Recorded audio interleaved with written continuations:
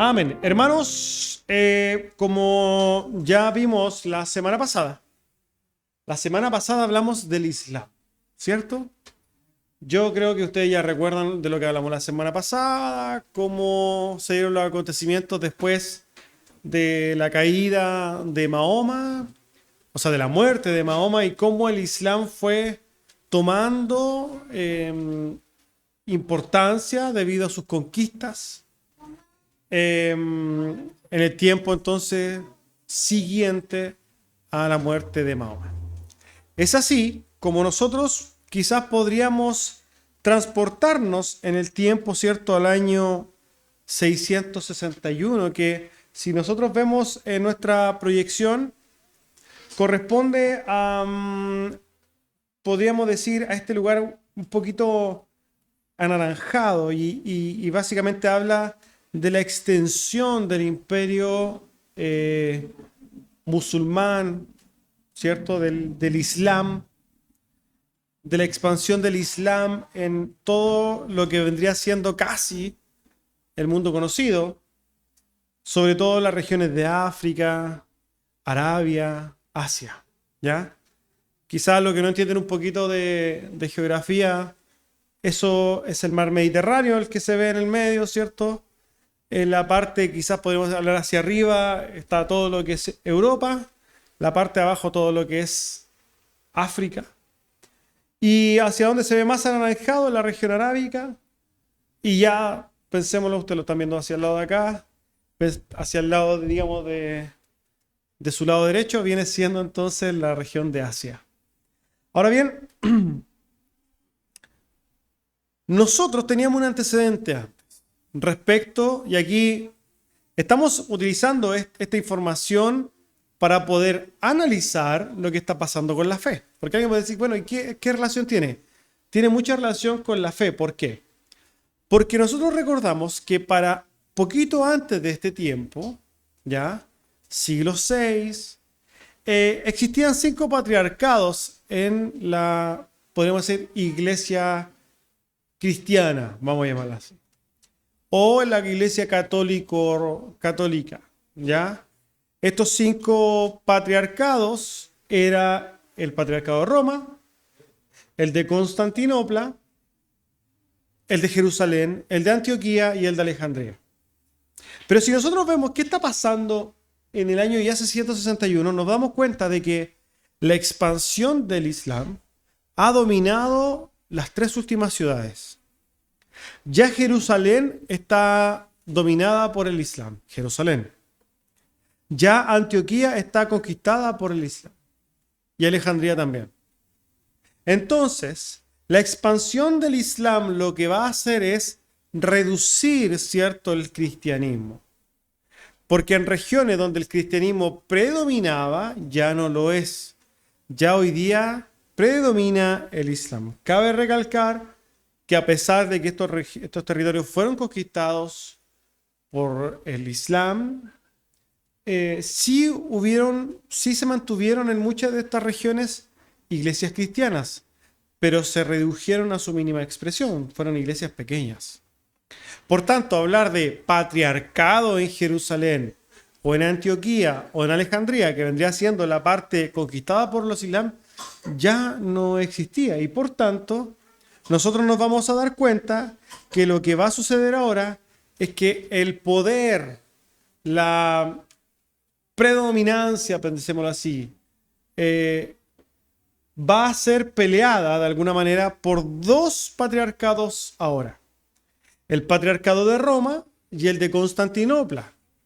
Por eso, y por lo que ha sucedido aquí, es que hoy día no tenemos estos 5 patriarcados y básicamente la iglesia de Jerusalén, bueno, ya en este tiempo quizá hay un poquito más, pero entendemos de por qué no está en una región cristianamente hablando tan importante, la región de Jerusalén, de Judea. Y vamos a entender por qué hasta el día de hoy en Jerusalén prácticamente la mitad del territorio es árabe. ¿Por qué? Porque nosotros nos vamos a dar cuenta de que todo esto es consecuencia de la historia. Hasta este tiempo, hermanos, los patriarcados de Jerusalén, Antioquía y Alejandría básicamente desaparecieron. entonces el poder se va a dividir o se va a ir peleando entre la iglesia o el patriarcado de Roma y el de Constantinopla. ¿Qué viene haciendo? La antigua capital del Imperio Occidente y la capital del Imperio Bizantino. Espero que esos términos ustedes ya los comprendan, los entiendan, ¿cierto? El Imperio Romano de Occidente, que ya para el año 476 está destruido, ¿cierto? Ahora lo que está pasando en este tiempo, año 661, lo que está sucediendo en Oriente, perdón, en el Imperio de Occidente es que hay, por decirlo así, naciones o pueblos anglosajones que de alguna manera han establecido especies de reinados. Hemos hablado de los francos, que fueron básicamente los más importantes, pero también existe el reino lombardos en ese lugar, ¿cierto? Ya hablamos de los visigodos, que fueron conquistados también en parte de España por los mismos islamitas. Hemos hablado de esto un poco, entonces podría relacionarse usted más fácil. Ahora, en la parte oriente del imperio, particularmente nosotros podemos comprender que la capital es Constantinopla y en ese lugar está el imperio bizantino, ¿ya? Para que pueda ir más o menos ordenando la idea.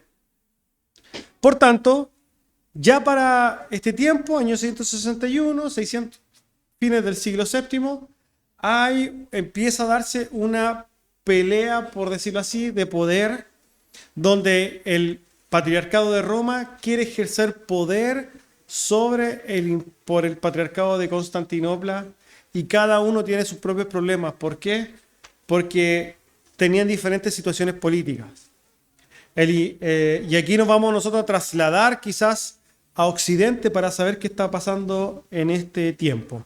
Es importante quizás mencionar también que esta disputa de poder y de diferencias entre la sede de Roma y la sede de Constantinopla va a llevar finalmente unos 350 años más adelante, 400 años, a lo que se conoce como el gran cisma de la iglesia, donde se separa la iglesia de Occidente con la iglesia de Oriente. ¿Ya? Pero eso lo vamos a ver más adelante. Ahora vamos a volver entonces a Occidente. Ya sabemos lo que está pasando, ¿cierto? En la región de Arabia, todo lo que ha sucedido con el Islam, pero vamos a tratar de entender qué está pasando en Occidente para que podamos entender qué estaba pasando en lo que hoy día conocemos como Italia, qué estaba pasando en Francia, en ciudades como las que vemos ahora, qué estaba pasando con Alemania en esos años, qué estaba pasando con esas regiones. Bueno, vamos a trasladarnos a esas regiones para saber qué es lo que estaba pasando. Pero para eso es importante nosotros comprender que tenemos que retroceder un poquito en la historia para entenderla.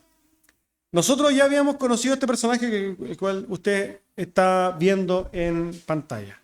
Nosotros ya habíamos hablado de León el Grande. Habíamos mencionado de León el Grande que para muchos es considerado realmente el primer papa de la historia. ¿Ya? Para que se entienda y para que ustedes puedan comprender como protestantes, nunca en la historia del cristianismo se llevó un registro de papas diciendo este era papa. No.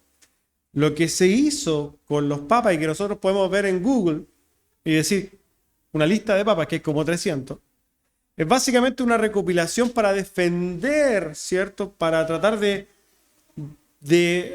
presentar una apología o presentar una defensa de este manto, de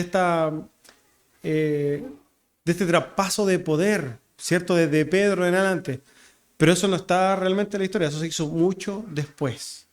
Ahora, cuando nosotros vamos a ver la historia de una perspectiva un poquito más crítica, vamos a entender, y hablamos un poquito del papado, ¿se acuerda cuando dijimos que esto era algo que se usaba en otras regiones también? Partió usándose en regiones de África y significaba de cariño decirle papá, ¿cierto? A alguien. Pero, ¿cuál es el punto de esto? Que aquí encontramos la imagen de León, que León es como considerado el primer papa. ¿Por qué? No porque el término papa o existiera básicamente este poder de papa, no. Era porque básicamente León tuvo un legado, una importancia, una trascendencia importantísima. Recordamos que él estuvo poquito antes de la caída del Imperio de Occidente. En este tiempo todavía le quedaba poquito tiempo al Imperio Romano de Occidente. Y este hombre fue el que se le paró, ¿cierto? O fue a encontrar a Atila para que no destruyera Roma. Este hombre en sí hizo varias cosas. ¿Por qué? Porque participó activamente en lo civil. Y esto es una característica de lo que podríamos nosotros ir armando de lo que entendemos de papado. Y es no solamente limitarme a lo religioso, sino que también tomar dominio y poder sobre lo civil. Y este hombre sin duda marcó una diferencia. ¿Por qué? Porque en ese tiempo el imperio básicamente estaba destruido, cayéndose a pedazos. Y fue un puntal, pues fue un caudillo básicamente, alguien que levantó a Roma y por tanto fue admirado desde todas las perspectivas y fue levantado como una imagen importante. Eso es León, León el Grande, por eso se llama León el Grande, por su legado. Y este hombre, dentro de todas sus cosas, hizo una defensa de algo en particular, y es la supremacía de la sede de Roma. Recordamos que León era el obispo de Roma. Y él hizo podríamos decir, una defensa y promulgó, de alguna manera, fue un propulsor de la superioridad de la sede de Roma sobre las demás sedes, proponiendo a su vez entonces que todas las demás iglesias cristianas deberían someterse a la autoridad de Roma. Y esto, hermanos, es esto mismo lo que de alguna manera va a unir a este León el Grande con otro grande que es el que básicamente vamos a conocer hoy día en la historia. Y hoy día vamos a conocer la historia entonces del Papa Gregorio I o Gregorio el Grande.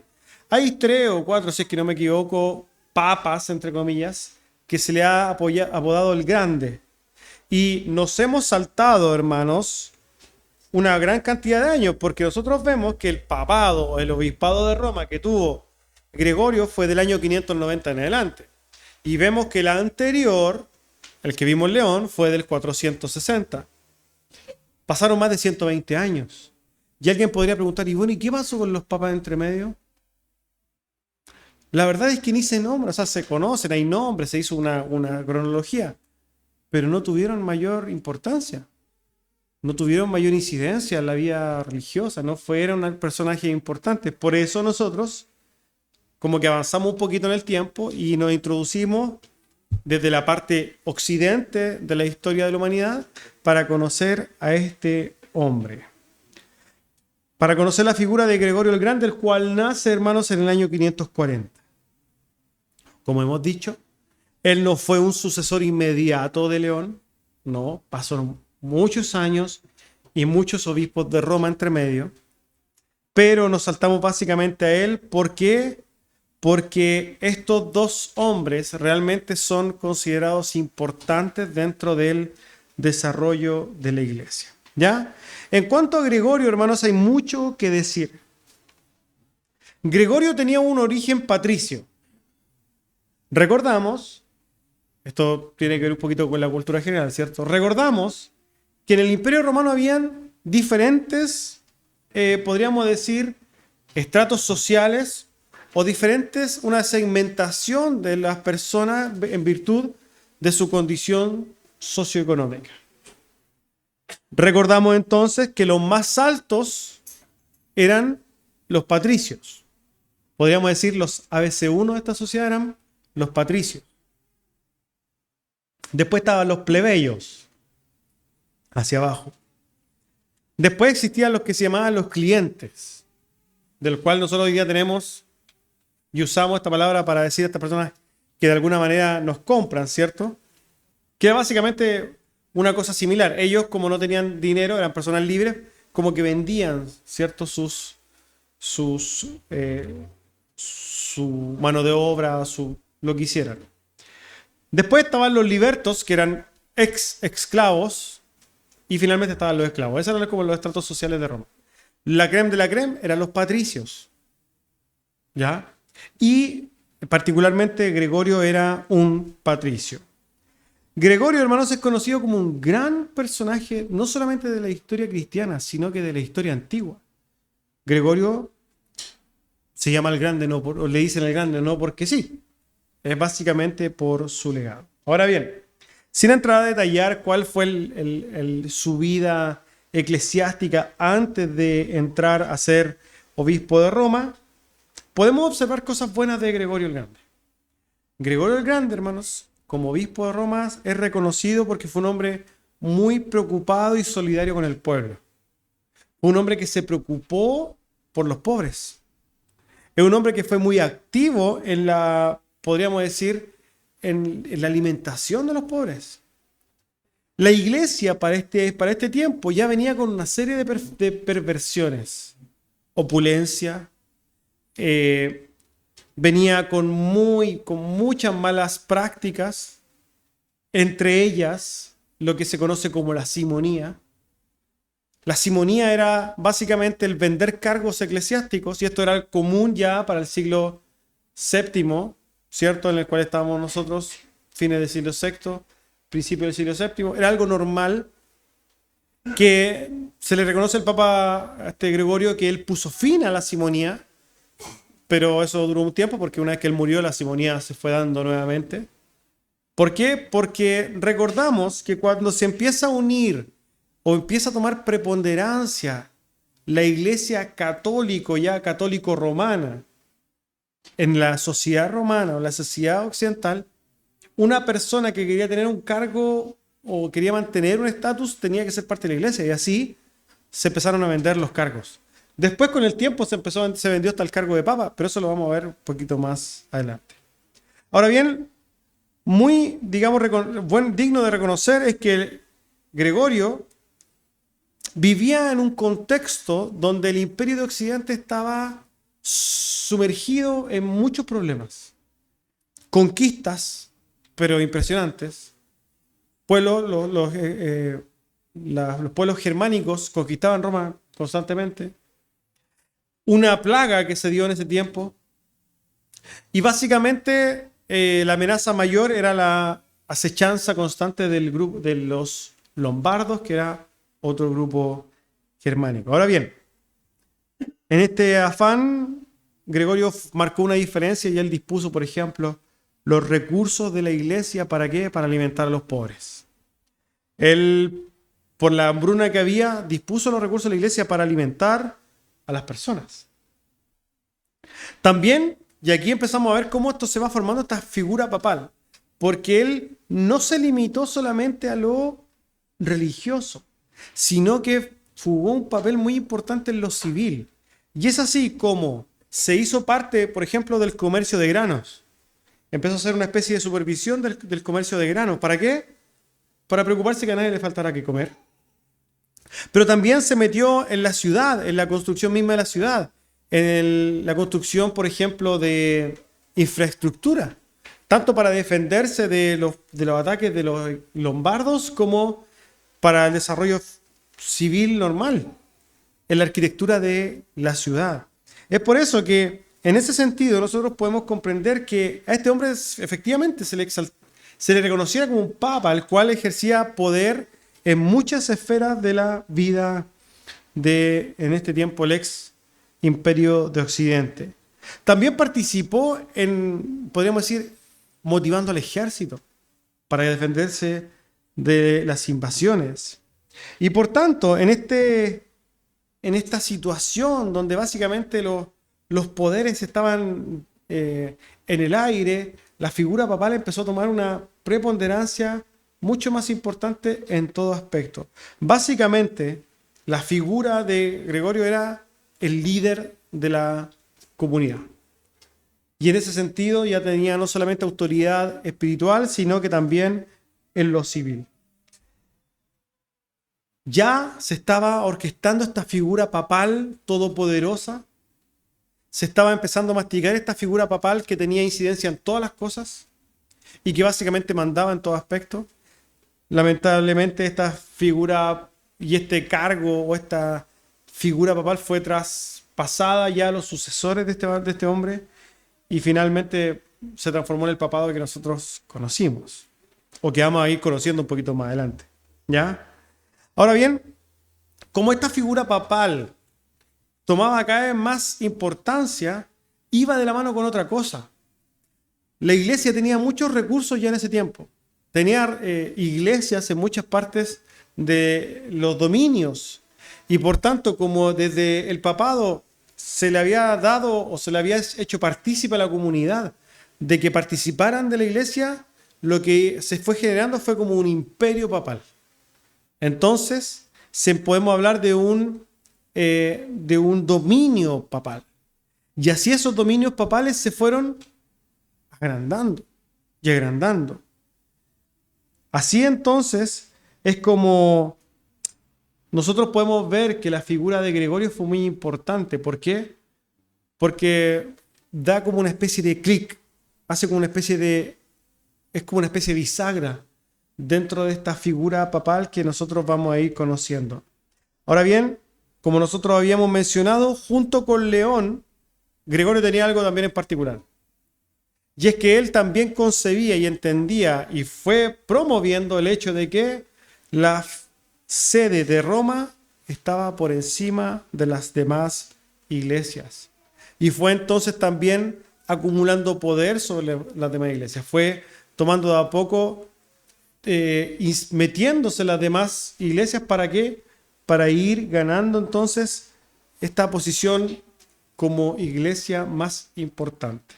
Es así entonces como tuvo una serie de disputas con el patriarcado de Constantinopla, que básicamente era el único que le hacía como el peso, ¿ya?